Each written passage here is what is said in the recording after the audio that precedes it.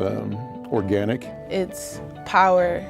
Public access to me gives me an opportunity to get my word out to the larger community of the town that I can't get to on my own. This is good programming. This is what people say, well, how come they don't ever write anything good in the news, right?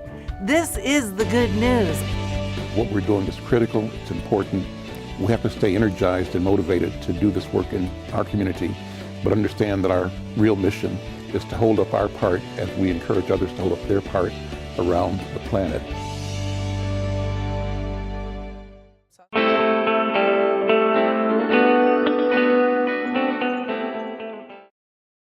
My name is Antoine Haywood. I'm the Membership and Outreach Director here at PhillyCam, and my job entails many responsibilities.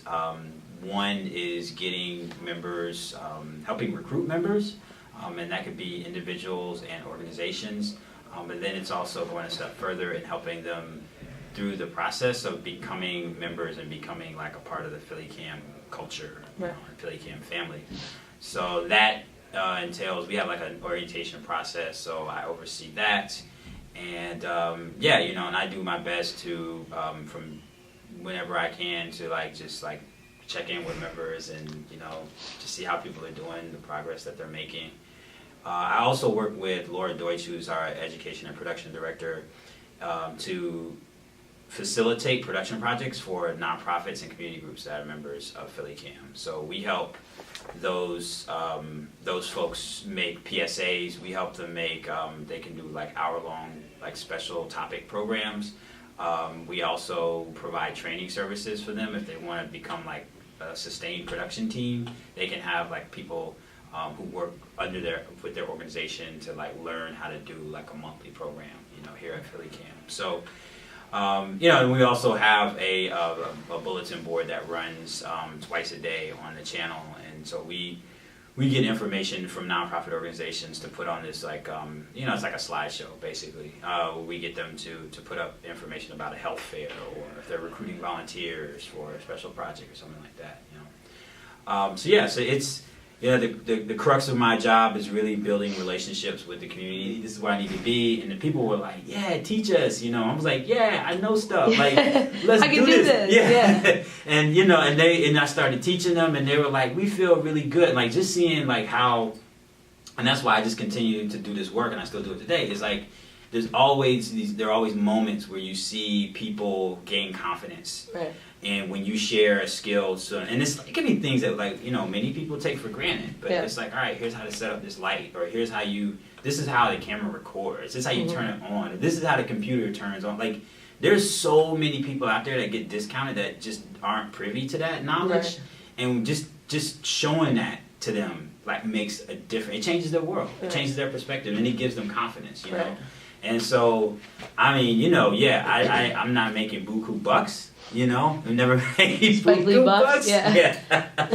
But, there's that exchange, there's the value of changing somebody's life. Right.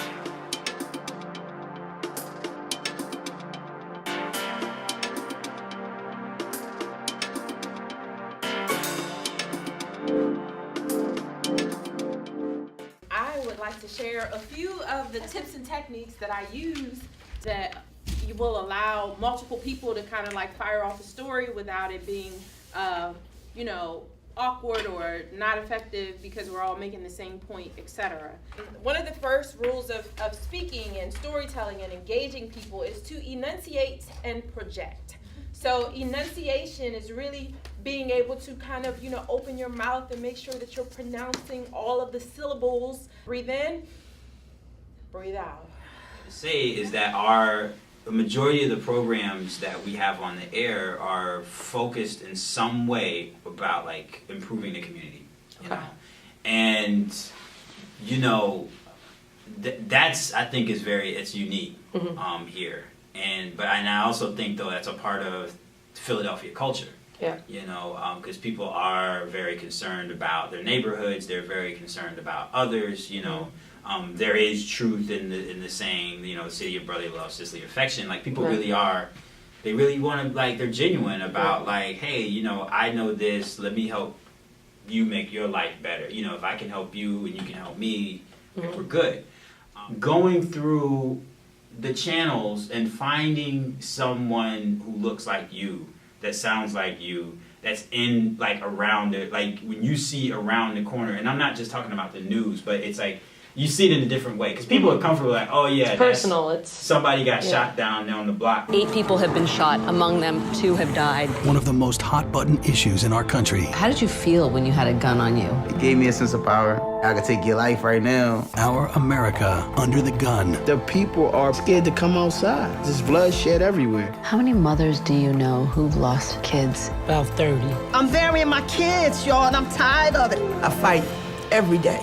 No, You're like right. but you know, we're like desensitized, like, you know, Yeah. to that. We're accustomed to seeing that. But when you see something positive or you see something that's like educational and it's like, yo, there's this documentary on PhillyCam that was showcasing this. They were talking about this community garden that was like 3 blocks away from me. I didn't even know it was there, and that my cousin was a part. He never told me that, you know. Yeah. So that's like our role is Right. to help make those connections, you know. But there's still something magical, and like Gretchen, our director, always says this about being on TV.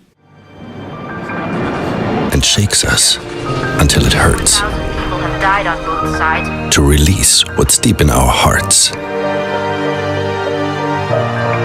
It can inspire us to find our calling. And open a window of understanding, uniting us at times of sorrow and of joy,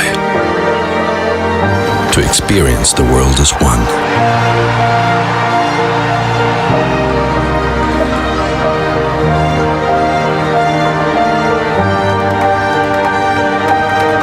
And now, it can take us further than we could have ever imagined.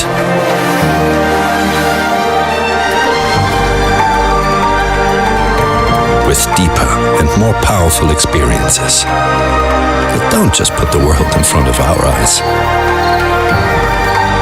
but the universe at our fingertips. This is the power of television.